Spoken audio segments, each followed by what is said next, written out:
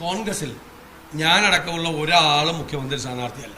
അതിന് കോൺഗ്രസിന് അതിൻ്റെതായ രീതിയുണ്ട്. പിന്നെ മുഖ്യമന്ത്രി എത്രയും തമാശ പറയരുത്. കാരണം 2006 നമുക്ക് ഓർമ്മയുണ്ട്. ആ VS അച്യുതാനന്ദന് സീറ്റ് കൊടുക്കാതിരിക്കാൻ ശ്രമിച്ച് അവസാനം VS അച്യുതാനന്ദൻ പോയി പോളിറ്റ് ബ്യൂറോയിൽ നിന്ന് സീറ്റും മേടിച്ചിട്ട് ഇവിടെ ലാൻഡ് ചെയ്ത് ഓർമ്മയുണ്ടല്ലോ VS അച്യുതാനന്ദൻ.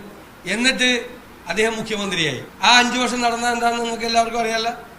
അത് കഴിഞ്ഞ് 2011 വീണ്ടും അദ്ദേഹം മുഖ്യമന്ത്രിയാകുമെന്ന് തോന്നിയപ്പോൾ ഭരണം തന്നെ വേണ്ടെന്ന് തീരുമാനിച്ച ആളാണ് ശ്രീ പിണറായി വിജയൻ.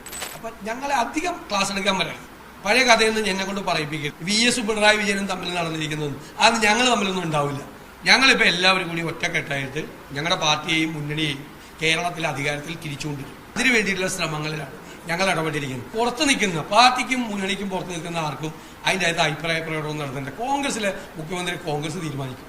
കോൺഗ്രസിന്റെ ദേശീയ നേതൃത്വവും ഇവിടെ നിന്ന് ജയിച്ചു വരുന്ന MLA-മാരോടൊക്കെ തീരുമാനിക്കും. ഇത് പുറത്തു നിന്ന് CPM-ന്റെ ഒരു അജണ്ട നടപ്പാക്കാൻ വേണ്ടി കുറെ ആളുകൾ ഇങ്ങനെ പറഞ്ഞുകൊണ്ടിരിക്കുക. അതിന് ഓരോരുത്തരും പറഞ്ഞതിന് മറുപടി വേണ്ട. മുഖ്യമന്ത്രി പറഞ്ഞതിനാണ് ഞാൻ മറുപടി പറഞ്ഞത്. മുഖ്യമന്ത്രി അധികം തമാശ ഇക്കാര്യത്തെക്കുറിച്ച് പറയരുത്. അധികം തമാശ പറയുമ്പോൾ 2006 തമാശയും 2011 തമാശയും കൂടി ഞാനും തിരിച്ചു പറയും. ഒരു പൂ മാത്രം ചോദിച്ചു, ഒരു പൂക്കാലം നീ തന്നു. ഒരു പൂ മാത്രം ചോദിച്ചു, ഒരു പൂക്കാലം